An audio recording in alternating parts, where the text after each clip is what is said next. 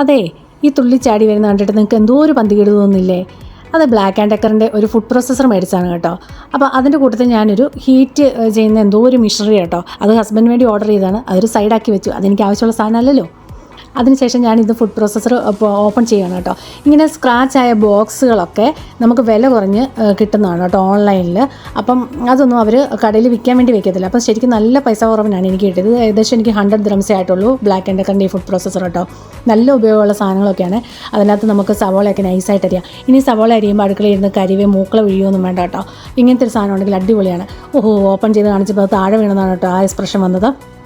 അപ്പോൾ അതിന് പലതരത്തിലുള്ള ബ്ലേഡുകളൊക്കെ ഉണ്ട്. അതൊക്കെ നമുക്കിങ്ങനെ മാറ്റിയിടാവുന്നതാണ്.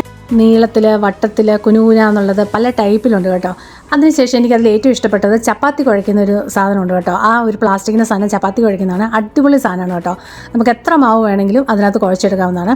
അതിനുശേഷം അതിൻ്റെ ഇതുപോലത്തെ ബ്ലേഡ് നമുക്ക് അരിയാനുള്ളതാണ്. അത് വലിയൊരു പാത്രമാണ് കേട്ടോ. ശരിക്കും പറഞ്ഞാൽ നല്ലൊരു ക്വാണ്ടിറ്റി കൊള്ളും അതിൽ.